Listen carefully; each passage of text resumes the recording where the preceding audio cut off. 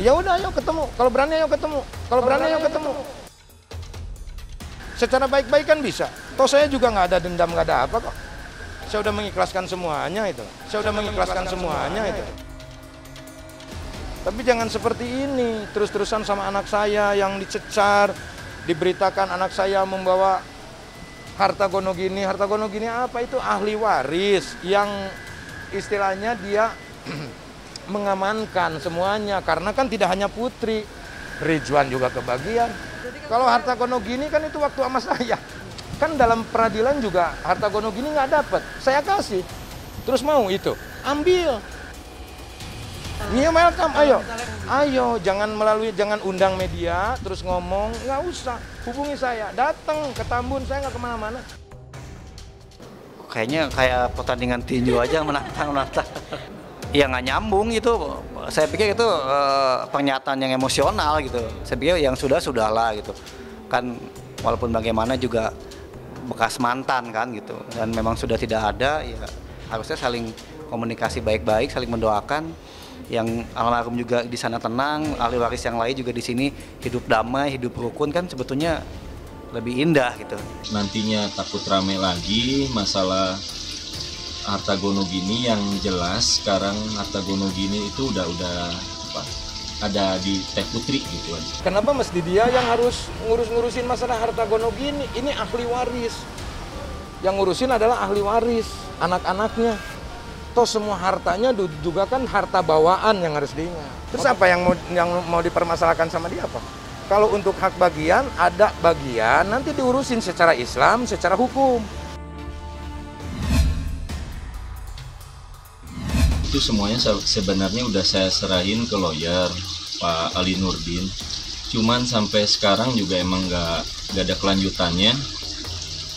Nggak tahu karena apa, tapi pas udah diambil baru Teh Putri nge-teks bahwa semua deposit yang ada sama file semua sama harta gono gini datanya itu udah diambil semua gitu. Jadi nggak ada omongan sama sekali gitu. Karena kita sudah melakukan pemanggilan 2 kali tapi tidak datang terhadap anaknya yang laki-laki, terus kita sudah melakukan pemanggilan 1 kali untuk anaknya perempuan, tapi sampai hari ini tidak ada tiket baik untuk datang. Sebetulnya harusnya tidak ada kegaduhan kalau memang salah satu pihak dengan kebesaran hati membuka atau membereskan permasalahan yang terkait dengan harta peninggalan gitu. Tapi kalau salah satu pihak memang menguasai sebagian hak orang lain, ya ini yang jadi masalah hukum. Terus kan Putrinya sama Ikinya juga sibuk, tolong dimengerti gitu. Kenapa harus mesti cepet-cepet, ada apa? Tenang, nggak bakalan hilang. Disimpannya di Putri nggak bakalan hilang. Toh kalau misalkan ada bagiannya, buat dia tenang, nggak bakalan hilang. Terus punya dia apa? Nggak bakalan hilang. Terus punya dia apa? Jangan takut, tenang. Masih ada. Dan di sini kalau dibilang Putri mengambil hak dan yang lain-lain, Putri hanya mengamankan, disimpan dulu. Yang harus diingat adalah Putri itu anak kedua, yang paling berhak itu Iki. Yang pertama, kan harus koordinasi, komunikasi sama kakaknya. Kenapa nge-push terus sama Putri? Sama Iki dong.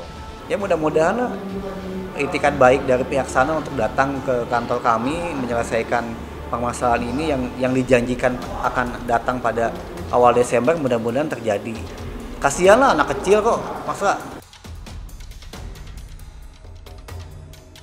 minggu kemarin salah satu dari tim kuasa hukum mereka menghubungi saya bahwa akan datang pada hari Sabtu kemarin, tapi Sabtu dia kalau Sabtu atau hari Kamis gitu. Udah gitu di telepon lagi katanya masih sibuk, jadi akhir Desember aja. Makanya kita tunggu dulu lah. Ya kan udah ada lawyer, nanti akan ada pertemuan. Jadi jangan apa ya, mempunyai asumsi yang tidak bagus lah, masa anak saya mau nyolong harta, toh itu juga harta siapa kan gitu kan.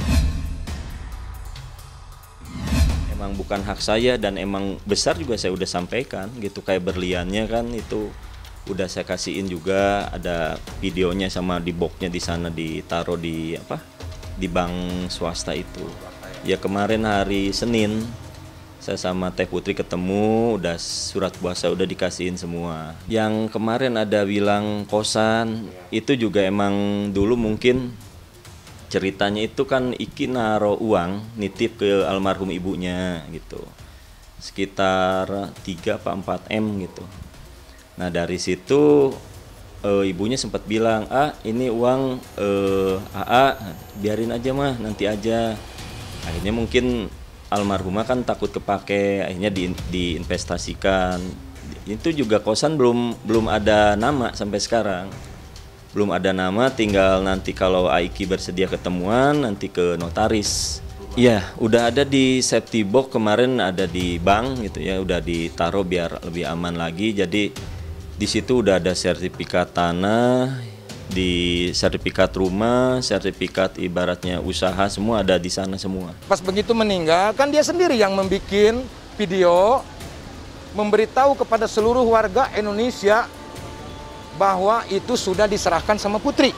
Ya karena saya bapaknya, ya saya juga berhak dong untuk melindungi anak saya.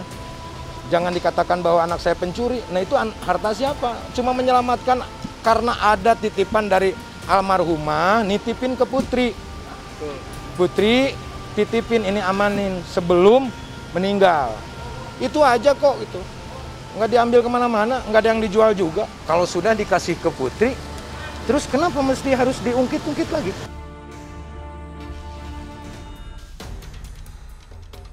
Karena walaupun bagaimana itu harta dari mana, tapi tetap ketika si ibunya meninggal itu menjadi harta warisan. Nah itu harus segera dibagi. Harta si Teddy sih menuntut bahwa dia memperjuangkan hak anaknya untuk mendapatkan warisan dari ibunya.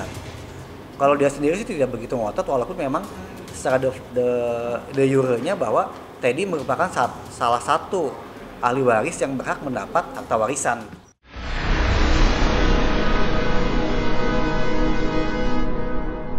Jadi jangan lupa untuk subscribe Cumi Cumi. Ditekan ya tombol lonceng merahnya.